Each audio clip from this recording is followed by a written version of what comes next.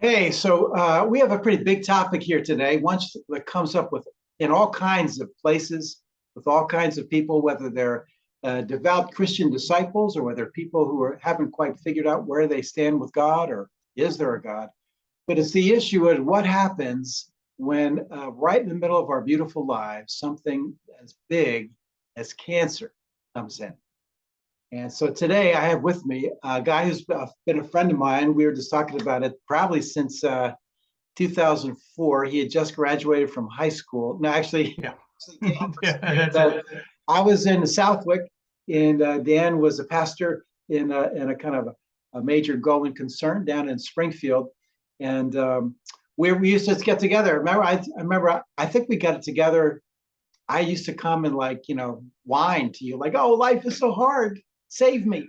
So No, we used to have good times together, Taylor. It was always good getting together. at Friendlies over there in somewhere in downtown Springfield, and we used to pray together up here actually. So now that all these years have passed, I'm actually just about 4 miles away from where we used to get together with some other guys and pray over at the retreat center that's on the campus of the Presbyterian Church here in Simsbury called the Barn.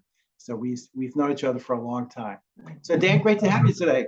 Yeah, thank you, man. Great to be with you. Right. So Dan, I know that we've already said you've been a pastor for a long time. So when did you get ordained? Geez, I got ordained in 1996. 1996. Wow. So I'm like a 12 or 15 or 100 years older than you, and you got ordained 2 years before I did. Where did you go to seminary? I went to Gordon Conwell Oh yeah, Theological Seminary. Yeah, that's right. So yeah. we both went to Gordon Conwell. So we have a lot of interesting things. And what's also interesting, just as a sideline, is that even though we went to Gordon Conwell, the path that God has brought us both on has brought us into a whole lot of other parts of the Christian tradition that we didn't necessarily hear too much about at Gordon. Yeah. So you're a dad. How many kids do you have? I have a son and I have a daughter. Yeah. Right. And wife, you I married, do. Yes, I'm married. My wife, Nancy. Yes, yes, yeah. right? We've been And married 30 years. Yeah. wow, that's congratulations on that. And I know that I remember when you left Springfield and you went down to North Carolina and took some different kinds of ways of serving the Lord. Eventually, you became a pastor again down in North Carolina. Is that right? No, not down in North Carolina, but when I was in North Carolina, I worked for Corning Incorporated for about 6 years. And then after that, I was called to the First Baptist Church of Kennett up in Pennsylvania, just a little bit south of Philadelphia. All right. So in the midst of that, and like I got to say that the church back in the old days, that was one of the big. We used to consider that one of the bigger churches in Springfield. So we all thought, wow, Dan, God must be blessing him, and his family seems to be so wonderful. And then I remember you had some other kind of questions you asked, and went down with your wife's family. That was the real reason in North Carolina, right? Yeah, it was. Yeah, it was when I was at the church in Springfield. It was a great time, and we were seeing a lot of great things happen. But it was the Spirit's invitation to step aside for a season, and we went down to spend some time with my wife's family, which was really good. Great. And then back up to the Philadelphia area. Yeah. So somewhere back there, and I forget how long ago that was. You guys had to deal with you went to the doctor and got a report that you probably never expected to get. Can you tell us a little bit about finding out that you had cancer? Yeah, I tell you, it was in May of 2016. It really came out of nowhere. I did a funeral service on a Thursday night and felt the healthiest and best I had ever been. It was a great service. Was for a friend of mine, and it was, you'll connect with this. It was one of those services where you get done with it and you think that just couldn't have gone any better. And was able to speak and to talk and move just like I had always wanted to as a pastor. Was really blessed by the way the Spirit worked that night. At the end of the service, I had a pain in my shoulder, and I just was going like this. And a friend of mine says, "What's wrong with you?" And I said, "I don't know. I just have a pain in my shoulder." The next day, I couldn't get a full breath of air. I spent the entire Friday just thinking, well, it's been a rough week. I'm just, need to recover. Friday night was prom night. My daughter was going to prom. I didn't want to be the dad who ruined prom. So sat there until my daughter got home early Saturday morning, and I looked at my wife and said, I think it's time we need to go to the ER, and went to the ER. And the following Tuesday was when the guy in the white coat stood at the foot of my bed, and said, you have stage 4 colon cancer.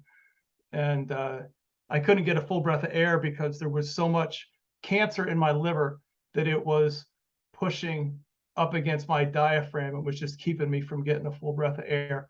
But before that, I had absolutely no signs of anything. So Wow. So it has to be. I mean, so I think people would think, oh, the guy's a pastor, he knows the scriptures. He and Jesus probably, take walks and watch ball games together or something. They're so close. But man, I got to say that had to have hit you and the family. How old were your kids? let's see, my daughter was still in high school, so she was probably a sophomore in high school, and my son was in college at the time. So Wow. yeah, So, it was a shock, and it was one of those things where, I don't know. At first, my reaction was, oh, okay, you got this. I mean, you spent a lifetime of walking with families, through difficult times. As a pastor, I was always the guy who walked into the room where people were wrestling with and dealing with stuff, and kind of brought words of comfort and all of that. And okay, you got this. And then quickly realized, yeah, maybe not so much. Now that you're in a different place. And so it was a fascinating journey for sure. and so we're going to have several installments of this interview I'm doing with you here, but I would say just to kind of, as we move toward the end of the first installment, when you first got the diagnosis, and like your head was swimming, and you probably were thinking like, oh my gosh, where's this going to go? Like, where did you understand God, Jesus, healing when you first found out? What was your sense of all of that? Well, you mentioned the Center for Renewal, right? And that was just, there was a Kit McDermott used to ask this really annoying question all the time: is, where do you see God in the midst of this? Every time we would spend time together. And so I found myself starting to ask that question: where is God in the midst of this? And my initial reaction was, God's not in the midst of this. This is cancer. God is far away from this. God is nowhere, anywhere near what is happening to me right now. But slowly, and it's, I've been traveling this journey for 6 years. So like, this isn't like a light switch type of thing. But the more I asked that question, and the more I sat in quiet, and listened for the Spirit to answer, where is God in the midst of this? The Spirit was gracious, and allowed me to see time and time again, yeah, this is where the Spirit of God is alive and well and at work in my life, in the midst of my cancer. And as I would see those little times, as I would see those moments, it brought a sense of peace, brought a sense of comfort, it brought a sense of hope, it brought a sense of joy, that even in the midst of this very, very difficult time that I would not have chosen for myself, that God is alive and well and at work in the world.